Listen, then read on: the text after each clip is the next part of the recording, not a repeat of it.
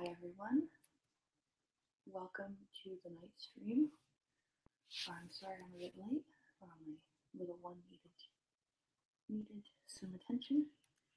So tonight we're going to talk about the horror genre. And I don't have anyone with me today so far. If anyone, I'll keep saying this throughout the stream.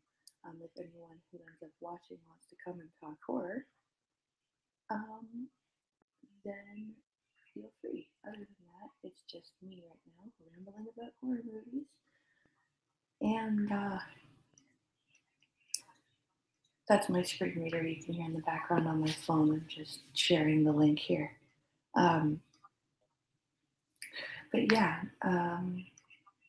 we're just here to talk about horror movies, the horror genre in general. I'll probably talk about a couple of books, and my favorite TV show of all time, other than Star Trek, that is now canceled, and I am sad about it. Anyway, so horror movies is the horror genre itself is probably something that I have liked pretty much my whole life. I'm one of those people that enjoys being scared. So I love the horror genre now. The problem with the horror genre now is it's not scary anymore. At least I think, anyway.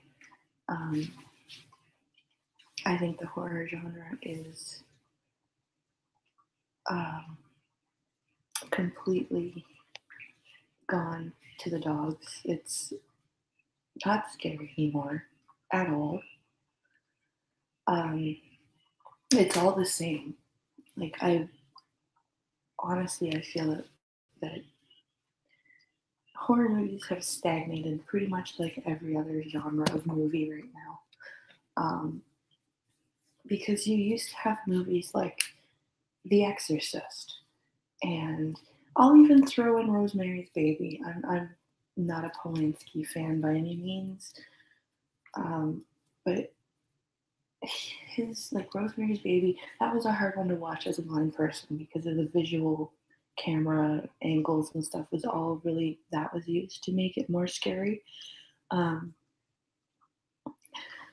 I have to say though, if I watched it again now that I'm a mom, I would probably be a little bit more freaked out, mostly because of the psychological bit near the end when she's about to give birth and she's realizing everyone's in on this whole deal with the devil. But you go from movies like Rosemary's Baby, The Exorcist, even the Amityville Horror. The Amityville Horror didn't scare me per se, but it had like a story.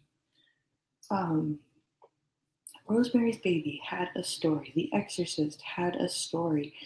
Psycho had a story. And I'm not talking about the Anne Heche Psycho. I'm talking about the original Psycho. Had a story. And now I find that everyone is just jump scare stuff. And I don't mean the good jump scares from the old movies. I mean like a jump scare every 5 minutes. Really, it's sad now. It's sad. I think the last horror movie I watched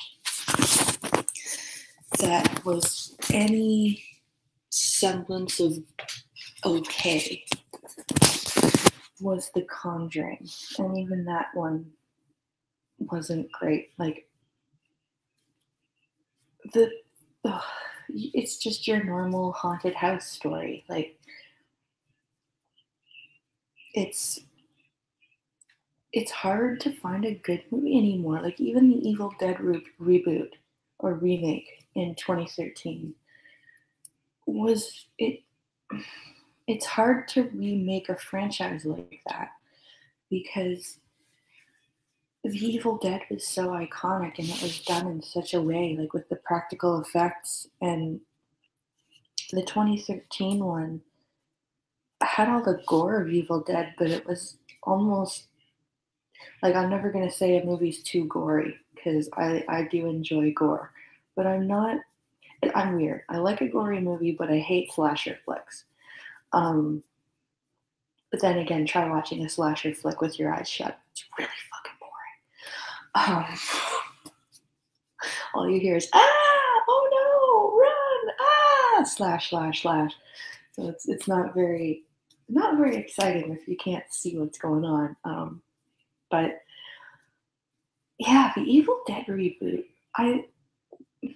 I knew I wasn't gonna like it as much as the original because I'm a diehard for the original stuff. I'll say the same thing about the Star Trek universe. I'm not big on the new one. I don't think it's terrible, but I'm not, head over heels for it. And it was the same with the Evil Dead reboot. It was an interesting premise. Um, I'm not going to go into huge details about it because I don't know who's seen it, who hasn't seen it. But it's an interesting premise. And spoiler at the end because Bruce Campbell shows up at the end of the credits and says groovy, which is groovy. But him being in it, like, it could link the two. The way that the Evil Dead series is going right now, it could be canon, but it's so hard to like a movie like that when it's got such amazing original things that it's based off of. And that's my problem with horror movies now, is either they're rebooting old movies or they're recycling old plots. And I think I'm going to say the last possession movie besides The Evil Dead that I saw was called Secrets of Emily Blair. And that one I was very pleasantly surprised by. That's a 2016 horror movie. And it's got Cole Meany in it. Miles O'Brien. He plays the priest that helps with the exorcism of this girl. But it's actually not a bad movie. There is a story to it. There's some gore to it. There's a possession, which I really like movies about demonic possession if they're done right, as you can tell, since I'm huge into The Exorcist and The Evil Dead and all that. But I just find, like, the more things I've done and been recycled, the worse it is to get a good movie, and the harder it is to get a good movie. I still haven't seen the new It yet. I would really like to read the book first before I watch the movie. I try to do that a lot. If there's a book that's been written, I usually try to read the book first. Mostly because it's not just that I want to see the difference between movie and book, but I also read the book just so I can get an idea of what happens. Because when you're blind and you're watching a movie, you basically have to depend on people around you to describe what's going on. It's getting better now because of described video and all that stuff, but sometimes the described video isn't, like, it's a lot better than it used to be, but it still misses some things. And it really helps if you're watching movies with people that know you and know what you want to know about. So I like to read the books of movies that I watch if they are available, just to make it a bit easier for the sighted people in my life. They don't mind describing the movies to me, but I just don't feel that just because they do and they don't mind it and they help me doesn't mean that they should. I feel that I should kind of help myself a little bit. Now, the only time or one of the only times I didn't do that was with The Exorcist, because I didn't actually know there was a book before I saw the movie for the first time. But I would highly recommend, even if you have seen the movie before, read the book. Um, the book is fantastic. It's incredibly well written. It's just brilliant, brilliantly written. And if you're like me and you like audiobooks, if you go to Audible, which is where I got my copy of The Exorcist, the copy I got was narrated by the author. Now, you can't get any luckier than that.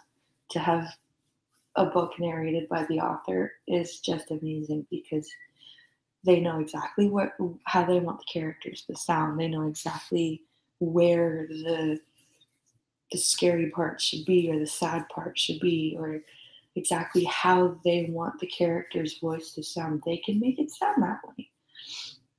So I would seriously recommend reading The Exorcist by William Peter Blatty. And if you can find the audiobook and have him read it to you, it's even better. And that's why I haven't seen it yet, because I haven't read it. And I would really like to do that first. Mostly because Stephen King movies are awful. The books are really good, the movies, not so much. Two examples I can think of right off the top of my head: Pet Sematary and The Shining. Could have been two incredibly frightening movies. Turned out to be incredibly, like The Shining, I laughed my whole way through that movie, and I read the book first. So I was just, and honestly, Jack Nicholson wasn't the reason I hated that movie. A lot of people don't like Jack Nicholson's portrayal of Jack Torrance, especially if they read the book first. Shelley Duvall was my issue. I hated that whining, like, high-pitched croak that she put on for that character, and it was just, like, it was awful. It was comedic. It didn't sound like she was frightened at all. It was a parody of fear. I think the only person in that movie that should have gotten any recognition was the kid. Um, the kid that played Danny. He was awesome.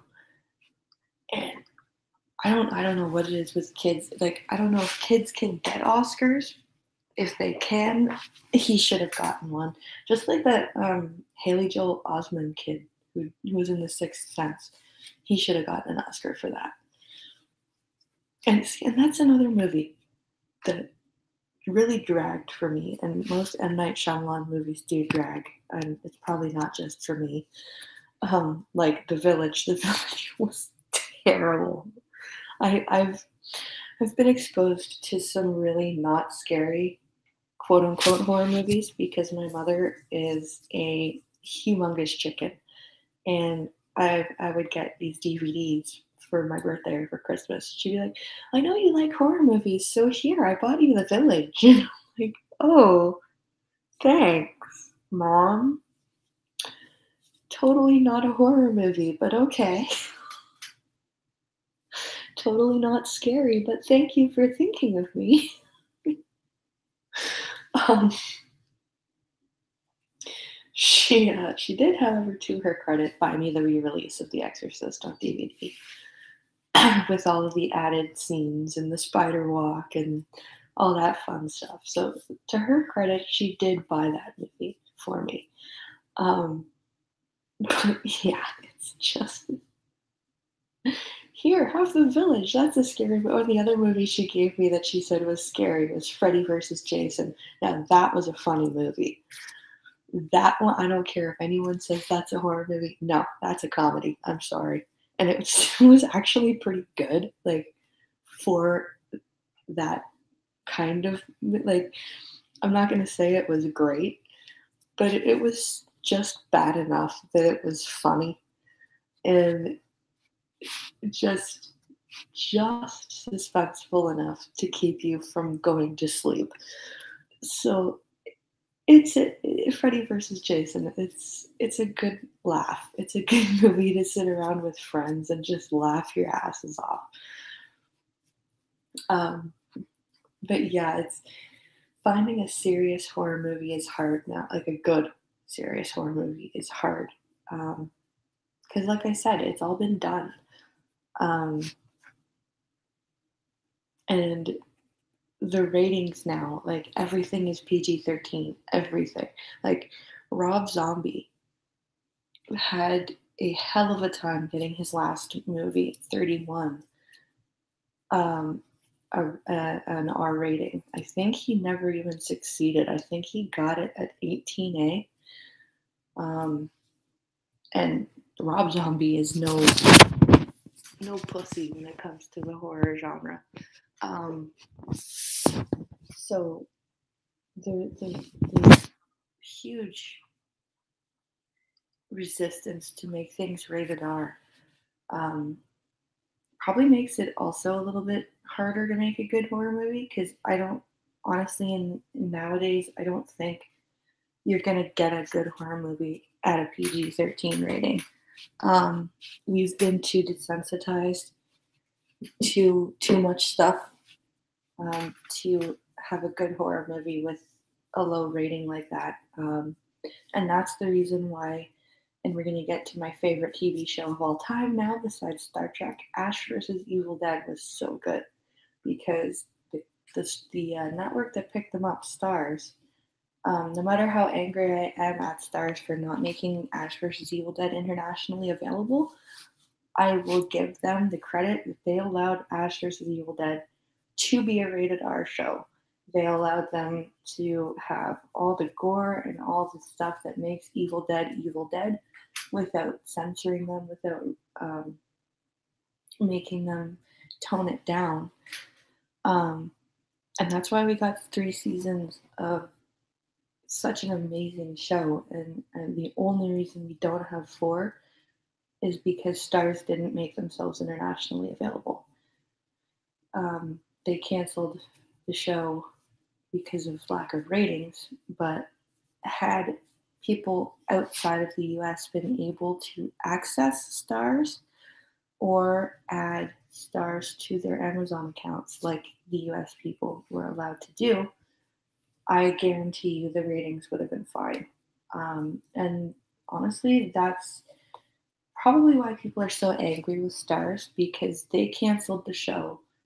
And because they canceled the show, Bruce Campbell retired Ash. And he said specifically that if Stars cancels Evil Dead, or Ash versus Evil Dead, that he would retire Ash. And I think a lot of people are, that's why they're so angry because they love the character of Ash. And Ash, like, no matter how much he fucks up, Ash is a character that everyone can love because everyone has something in their life that they always mess up with. And, like, yeah, Ash just happens to mess everything in his life up, but you relate to that. You relate to the guy who can't catch a break. You relate to the guy who just tries to do his best and always fucks it up somehow.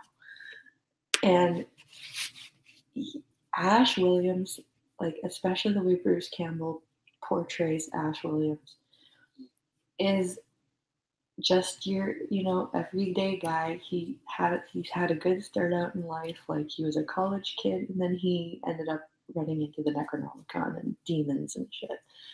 But he, like, it was such a good show, and the fact that it's canceled, it still sucks. Like, to the point now where if I see people, like, I've seen a couple of articles saying the end of The Walking Dead is near.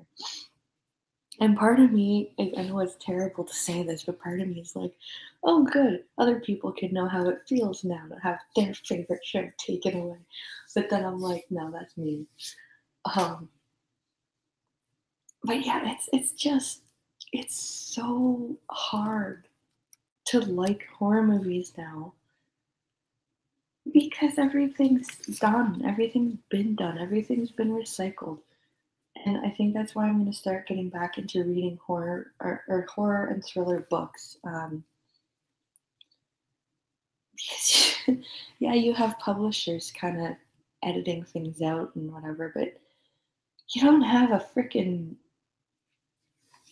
like a book review board. Oh, I'm sorry, this book is too violent. We must rate it a lower rating. We must take out some like there's you don't have any of that stuff. And one of my favorite actually co-authors writes a series about an FBI agent who hunts down serial killers of an abnormal nature. Not that serial killing itself is normal, but um, these books just happen to focus on um, extra abnormal homicides. And some of these books are so good and so suspenseful. They're definitely in the thriller genre. Um, and I think I'm going to get back into reading those because I'm becoming very disenfranchised with my favorite genre of movie. And it sucks. Because I remember being like younger and everything was freaking me out and it was fun to be scared. Like The Grudge, I went and saw that in the movie theater the night before um, a big test, and I got no sleep that night. And the thing about The Grudge is, it wasn't even the storyline that freaked me out, it was the noise. And anyone who's seen The Grudge knows exactly what I'm talking about. And this happens to me a lot, and it's probably because I'm blind. But when you get in horror movies with, like, say, demons or like a movie like The Grudge, it's the noises that get to me and stick with me afterwards. Um, it's and I think that's part of the fun. Um, if anyone, whenever anyone watches this, if anyone wants to run a little experiment, try watching a horror movie, like a possession movie or something where there's weird noises. Try watching some of it with your eyes shut and see what difference it makes because it's not seeing what's going on the screen. You would think, oh, that's not too bad. I don't have to see what's happening. But listening to it and not quite knowing for sure what's going on is slightly more terrifying, I think. So that's an interesting little experiment. If you want to run, you can go ahead and do that because I would be interested to hear um, what a sighted person thinks while watching a movie um, with their eyes shut. Um, so yeah, I'm sorry. This is kind of a boring one-person rambling stream, but I just wanted to share with you my love of horror movies. um, I'm probably gonna end. I'm gonna wrap it up in a little bit. I've got an early day, but I just wanted to share my love of horror movies, and thank you guys for watching. Um, so if there's, I don't think there's anything else I wanted to cover. um, yeah, I talked about everything I think I wanted to get through. I'll probably do another stream like this one, probably with some guests to talk about their favorite horror movies and their favorite their favorite type of horror. Oh no, I didn't cover everything I wanted to. Everyone's probably gonna go, zombies. You didn't talk about zombies. What the f? Um. So yeah, zombies. don't like zombie movies that much. Um, I know, unpopular. But zombie movies to me are kind of like action movies. I have a hard time dealing with action movies just because there's, again, watching it with, if you were to watch an action movie with your eyes closed, unless there was some damn good dialogue, you'd just be like, oh, okay, guns. Oh, look, a car that's squealing its tires. Oh, look, a car crash. Oh, look, more guns. Oh, look, a helicopter. So, zombie movies to me are kind of the action movies of the horror movie genre. Um, I find, and even zombie noises aren't as freaky to me as demonic noises. I think probably because a zombie, I'm more of into the like intellectual, psychological things, like where like demons will fuck with your mind. They will fuck with you like on an emotional level. Zombies are just interested in chasing you down and chomping your brains. And yeah, that's a little bit that's unsettling. But you have probably a better chance of getting away from a zombie. Maybe not a horde, but getting away from a zombie than you do getting away from a supernatural deity or entity that can take over people and manipulate things, and it's far more disturbing, I think, to have demonic possession over zombies. And again, it's probably a very unpopular opinion, but oh, hi, Skeptalk. See, Skeptalk has my way. Skeptalk knows what I'm talking about. Zombies have the same motivation. They have no, like he said, it gets boring after a while. They have no motivations other than, oh look, yummy brain. And it's just not as scary. Like, it's scary in the I'm running away from a monster. Oh God, I hope it doesn't catch me type deal. It's not scary like, and I'm going to use The Exorcist again. It's not scary like there's something taking over my daughter in my home upstairs, and it's always there. And you never know when it's going to do something awful. Yeah, see, and Skeptalk is saying the same thing. There's no interesting psycho component to a zombie character, and it's true. It's it's very true. Skep, would you like a link for a bit? I'm probably going to be here for another half an hour or so. Would you like the link? Um,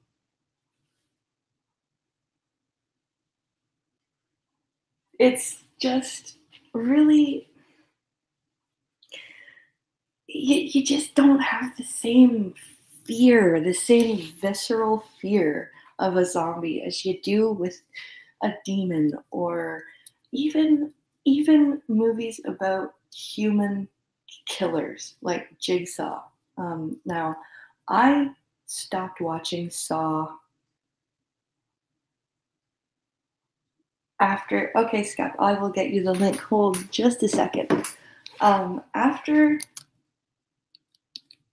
After Saw, the second Saw, I stopped watching because I just it just got the same. It was the same over and over again. Um, but the first two were really interesting. And they were really interesting because you were looking at just the very bottom, like the very depravity of humans, and how he saw other human beings, how Jigsaw saw other human beings. Jigsaw saw, ha ha ha. Anyway, how Jigsaw perceived other human beings, let's say. And to see another human being envision his fellow man as just scum and needing to be taught a lesson, and seeing them go through his house of horrors and his mazes and all that is still more visceral and more disturbing than watching a horde of brain munchers chasing you. It's scary-ish to be chased by a zombie. It's terrifying to have to deal with your child being possessed, or to be locked in the dungeon of a serial killer, or anything like that. Like, I want to take a look at the movie Don't Breathe. I would really like to take a look at Don't Breathe. And for those of you who haven't seen any trailers for it or seen it, it's about a blind war vet who has people break into his house. Hey, it's Skep Talk. Hey, hang on one second. Let me get something adjusted very quickly. There we are. I hope I'm not echoing. Nope, you're good. All right. This is a very interesting thing you're talking about, specifically zombies. Are you still kind of on that subject? Yeah. You know, the problem I have with zombies is they're not interesting. No. They're the same thing. Not only are they the same thing over and over, but they're completely one-dimensional. They really are. It's like sunrise or sunset or something. It's just something that is a process. It's going to come. It's there are these things. They come. They want to eat you, and that's all they do. They have no interesting motivation.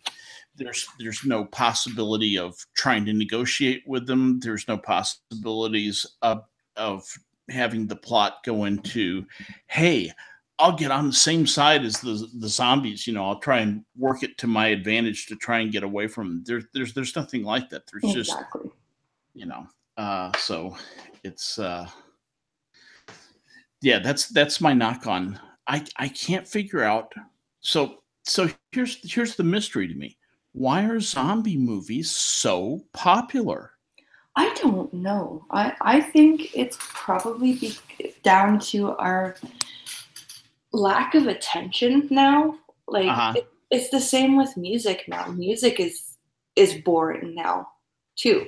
Oh, absolutely. Because there's no, like, everyone just wants the same thing. Nobody wants to pay attention and actually listen to a good song with a good story. And nobody wants to watch a movie that's going to make you go, ooh, that's uncomfortable.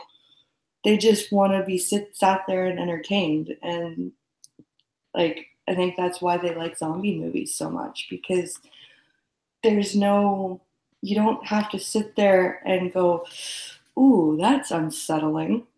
Yeah. It's interesting. You and I could probably get off into a complete digression here into why modern music is boring. and it has to do with there's literally less musicality in the songs that are being produced now, and they're coming from fewer and fewer places, and they're being written for people who first and foremost must look like models. Yeah.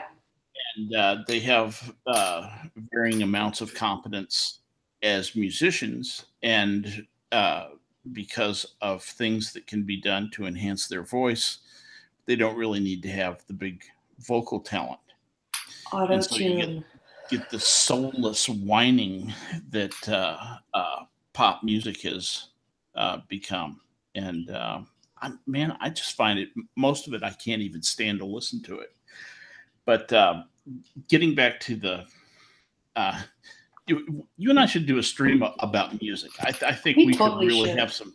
I think we could have some fun talking about music and getting some interesting ideas out there about what works and what doesn't. And, what we like and why we like it. I mean, that to me is an interesting conversation, and I suspect we both have uh, some things to say about that might be entertaining. What we might do, even I was thinking about this. I may be taking over one of the weekday shows for the Okay. Minions, and if that happens, I'm going to be, you know, frantic for content, right? Right. I'm going to be looking to, because I like to put a little bit of myself into these shows, Yeah. and I like to have not necessarily a theme, but I'd like to have some interesting discussions and some idea maybe of some things we could talk about with a lot of the usual suspects on there. And you're kind of one of the usual suspects as far as I'm concerned. Uh, you're really one of the first two calls I make when I know I'm going to host. Oh, Honestly, awesome. no, absolutely. I mean, as long as you're friends with me and you're willing, you're probably going to be on a lot of streams Well, because I will. we enjoy talking together, and you have interesting things to say. I mean, I don't say that to everybody because I can't say that honestly to everybody, but you contribute a lot of interesting stuff. You've had some interesting experiences, and you sometimes you just kind of conversationally fit with a person, and you're one of those people. So Jack Cochran is a little bit like that too. I like Jack. He's funny. Jack is, he kind of takes everything through the lens of humor, which Yeah. is there's nothing wrong with that. That's a great great way to approach life, actually.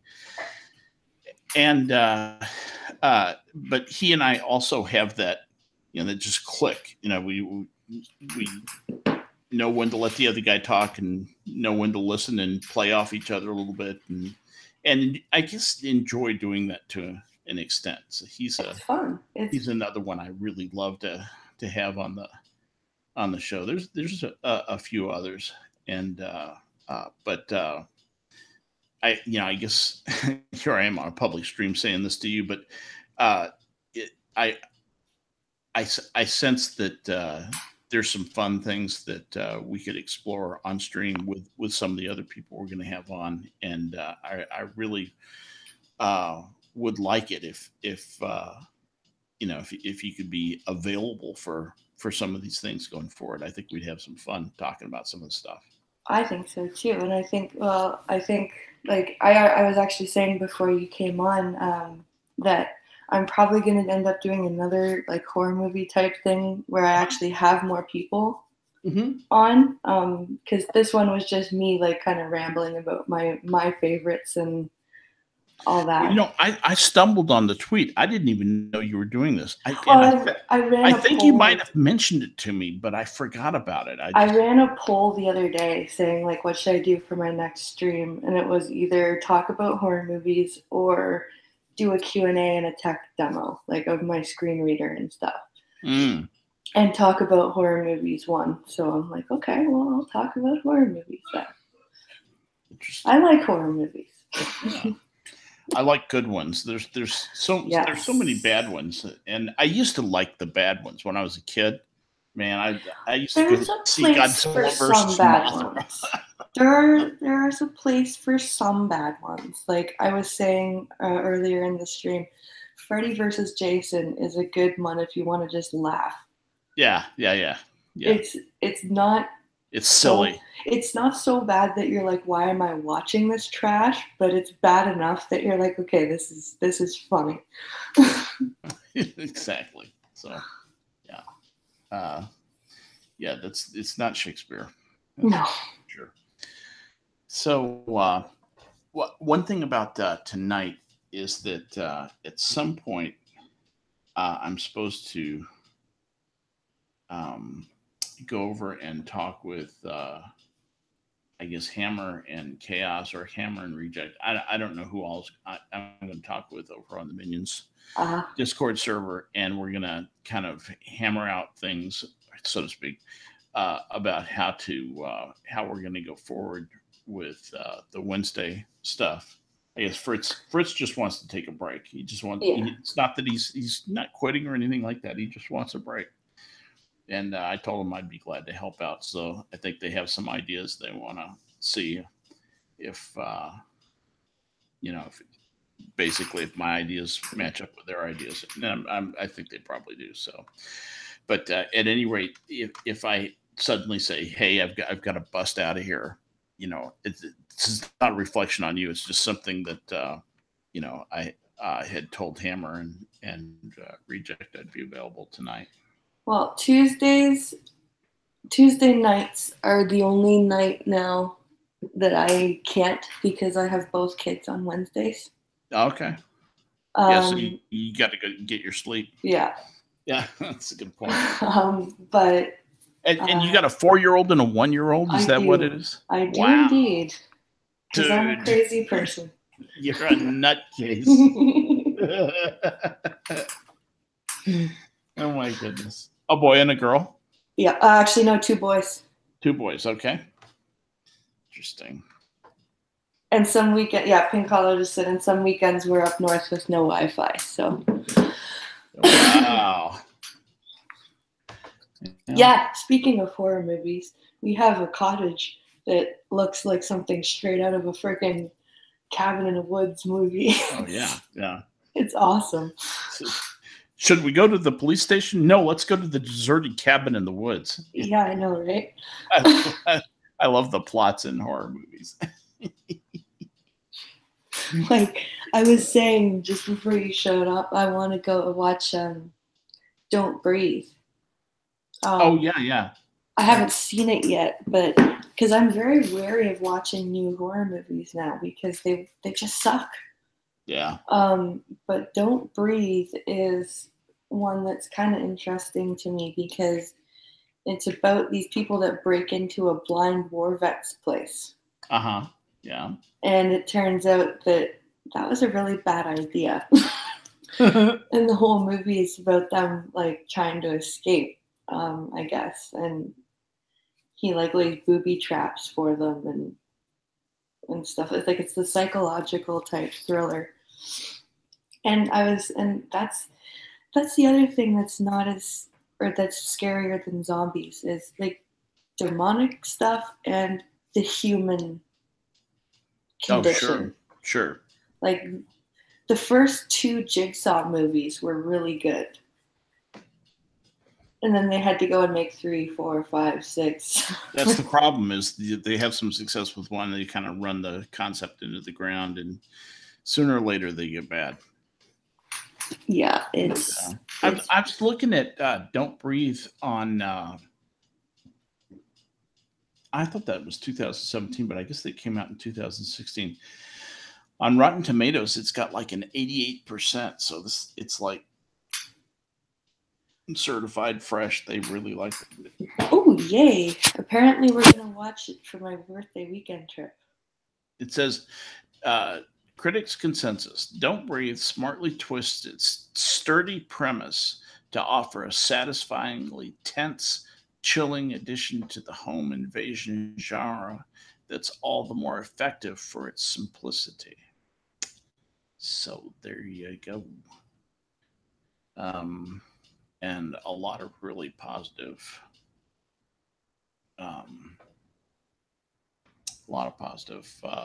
reviews here. Interesting. A trio of reckless thieves breaks into the house of a wealthy blind man thinking they'll get away with the perfect heist. They're wrong. Dun, dun, dun, dun. Don't fuck with the blind people. Yeah, don't mess with them, man. I actually watched a Perry Mason episode where a blind man killed his business partner by shooting him. And the way he shot him was he put a piece of paper on the stairs. So when his partner stepped on the paper, he heard him and shot in the direction of the sound. And I'm like, that's just awesome. And terrifying at the same time. Interesting. I think it was either Perry Mason or Matlock. Yeah, I don't think that was Perry Mason. I think maybe it was Matlock. Let's see. Let's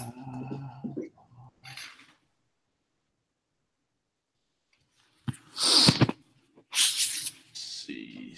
And the new It is a movie that I also want to see, but not before I read the book. I haven't read the book yet. I'm sorry, the new It? Yeah. Yeah. I actually heard that was good too. That was good. I haven't seen the original one either, but you know, Matlock had so many episodes. He really did. It's just look at the episode guide. You know, it's bewildering. I can't pick it out, but there are a lot of interesting episodes. If you like Matlock, which I did pretty much. I thought Matlock was okay. It's not one of my favorites, but it's good. Very watchable. Screw you, Pincalo. What's Pincalo doing? I mean, go he ahead. Just said, I have no worries. You're a terrible shot.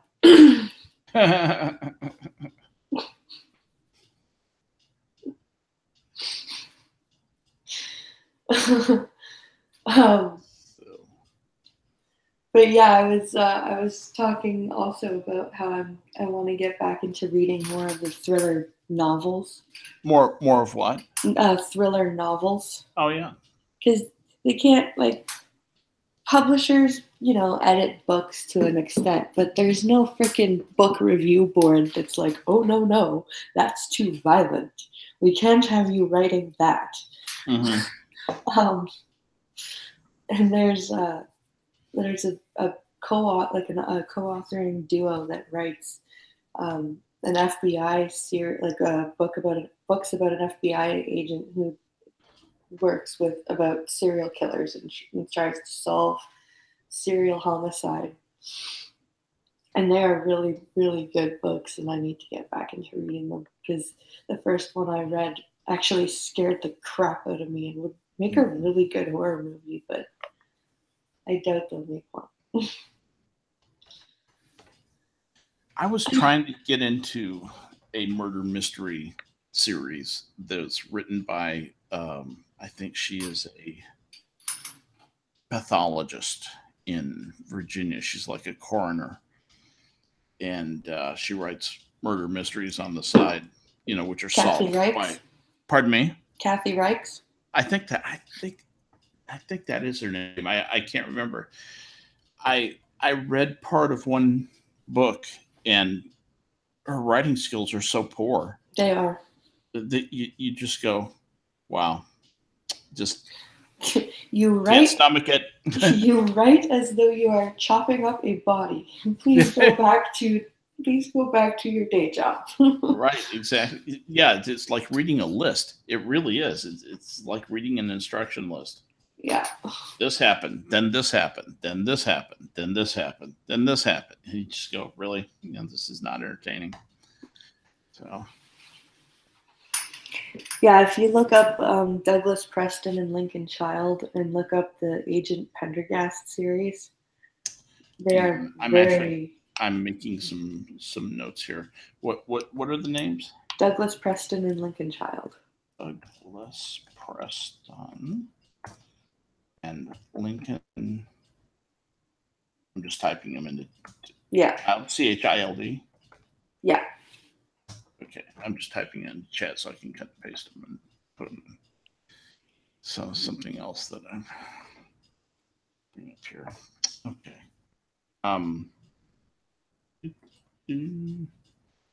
So, what's your favorite horror movie? My favorite horror movie is probably a miniseries, actually, not a movie in particular. If I had to say horror movie, strictly speaking, it would be The Exorcist. Yeah. That is just a stand by itself, well produced, well directed, well acted, great story. William Peter Blatty did unbelievable screenplay. Have you read the book? Oh yes, yes, multiple times. Yeah, Yes. I got lucky and downloaded it off Audible, and he narrated it. William Peter Blatty Yeah, William himself Peter Blatty. narrated it. Ah, very cool. I It did was not realize that. amazing. I read the print part, obviously, Yeah, but I read it in Braille as well, but I also when I saw that he was narrating it, I'm like, no, I need to have this. it's so amazing that you can read in Braille. That just I just find that to be an astonishing skill. It counts as a language. Of course, it counts. It is a language, strictly speaking. As a linguistic anthropologist, I assure you, it's a language. Uh, has all the characteristics of uh, a language. It's actually more than a language because you can do things other than express ideas in English in it. You can That's true. use it There's for all music sorts of things. Braille. There's Exactly. Yeah. There's Nemeth code, which is for math and science.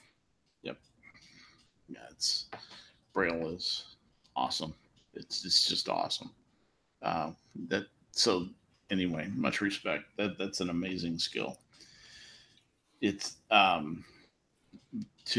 but to hear William Peter Blatty actually narrate the book, that would be pretty cool too.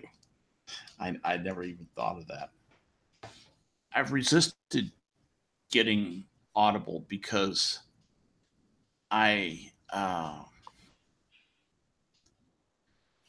when someone if I'm not focused on what someone is saying to me, and this is especially true with recorded sound, I don't pay as good attention to it as if I'm reading it. Right. If I'm reading it, I pay closer attention. And I've had books on tape before, and I keep having to go back and say, now wait, what did he say about this? How does Mm. this work? I'm not good at getting it the first time verbally, but printed I'm just fine. So I don't know what to tell you. So I've resisted going down the Audible route. I like audiobooks for things like if I'm not gonna be paying, like you said, like if I'll retain it. Yeah. But if I'm gonna be learning something, I need Uh-huh. to read it, and I need to read it in Braille. Yeah. So maybe you're a little bit that way too. Yeah. I should probably give it more of a try than I have. It's just so easy to read in print, and I'm a relatively fast reader in print, and have pretty good retention when I read. So Yeah, I can whip through a book in Braille pretty damn quick too. I'll bet you can. I've heard that people achieve really high reading speeds in Braille. I was reading an article about that. Yeah, my grandmother to this day, she goes, it still amazes me how fast you read. Like she'll just sit there and watch me read. It's funny. So do you it's a little personal question here, but I'm just curious. Do you come from a big family? um, I was an only child for a while. Uh huh. My dad's side my dad had two brothers, or has two brothers, and my mom has two sisters. So they came from, houses with siblings, and I am lucky that I have my grandparents still. But I became a sister when I was about 9. I became a stepsister, and then my mom had my half sister when I was 12. So there's 12 years between me and my half sister, 12 and years. yeah, Wow. and the same between there's my dad also adopted two biological siblings with his second wife. Well, Okay. technically his first wife, because my mom and him were never married. Okay. Um, but so I have a half sister and two adopted siblings now. So my family's kind of complex. Yeah. Well, yeah. It's, uh, unusual, and it's all up in Canada, right? Yep. All you, and so you're born and bred in Canada, and your family's from Canada, and Yep. okay, all right. I always like to learn people's anthropology. It's just, I guess, habit at this point. Uh, Tells me a little bit something about them. How'd you meet Pinkala? We actually met. We met through a mutual ex-girlfriend. Oh, really? Yeah. Um, It's she she treated she treated me like crap for quite a few years, and I finally kicked her out of my life and for about a year. And during that year, she met Pinkalo, hmm and they were dating. I think they dated for like a month, and he was like, "You're a crazy person. Go away." yeah. Uh, And she came crying back to me. Um, uh, so was befriending her again, and she took me down to a cyber cafe, and I was playing Soul Calibur on the Xbox, yeah. and he was playing Eve. I think he was either playing Eve or Counter Strike Okay. on a computer. And the funny thing is he saw our ex first because she's not exactly a little person. It's like she's rather large. Uh Um, and it was really funny because you heard him go, "Oh, huh. God damn it!" And then all of a sudden he goes, "Hold on a second." Like that's all you hear is, "Oh, God damn it!" God said, "Oh, wait a minute, hold on a second, I'll be right back." And then he comes over and he's watching me play because I play by sound. Right. And he was like, "Holy shit," right? And then, so his first thing he said to me was, "Damn, you're cute and you can game." And I'm like, right. So that was, I think, yeah, 11 years ago. 11 years ago. Yeah. Wow. That's wonderful. That's interesting. That's how long my wife and I have been married. Oh, that's cool. And I'm going to share a little inside information with you here. Um, I'm a recovering alcoholic. I've been sober for 14 years, and my wife is also, and she has been sober for 2.5 years longer than I have. And I met her at an AA meeting. Her husband at the time was my sponsor Oh, in AA, and uh, he and I had a falling out, and uh, it, this was right after he had divorced her, and so she was available, and about a year later we started dating. that's cool. One thing led to another, and we got married. Yeah, second marriage for both of us. Hmm. So we both had our kids in other marriages. Right. uh, it's interesting. 11 years, and we were there's a connection between the significant other of the other. Yeah, So it's that is funny. that is a fun little coincidence right there. That's why. So anyway, we're getting kind of far afield from, but anyway, I was about to tell you about the miniseries horror Right. movie that I liked the best, and that was strange to say, and it's from a book by a guy who I don't really like him as a person, but he occasionally writes good stuff, and it's Stephen King. Hmm. And he wrote this book called The Stand, and that is absolutely one of my favorite horror books to have ever read, and I love the miniseries. I haven't read The Stand yet. Oh my word! Oh girl, you need to read it. You need to read it. get the director's cut. Get the long version Mhm. because otherwise you won't understand some stuff that happens in the middle. He wrote 80 pages to that finally explained what was really going on in the middle because the original it's missing some key explanations and it's really interesting. It, it's so good it's almost as if someone else wrote it. Mm. So but I love that.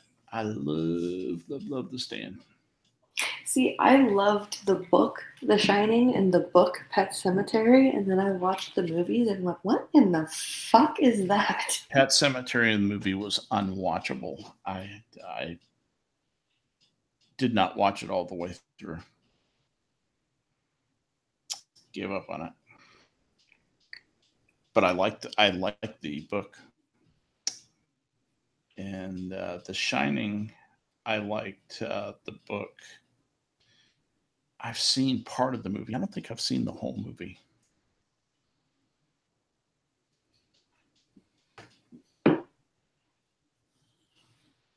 But so you did. So you like the books much better than the movie adaptations of Pet Yeah, Cemetery and Shining. yeah, a lot better.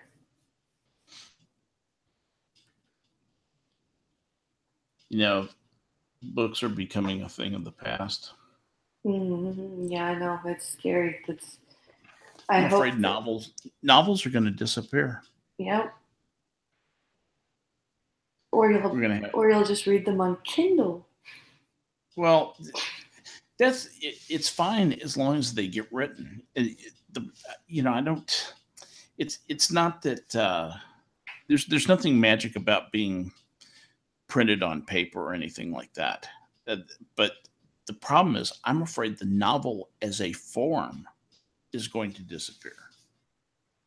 People will stop writing novels. They'll write things like graphic novels and what amount to comic books. But man, this generation of millennials is scary in their superficiality.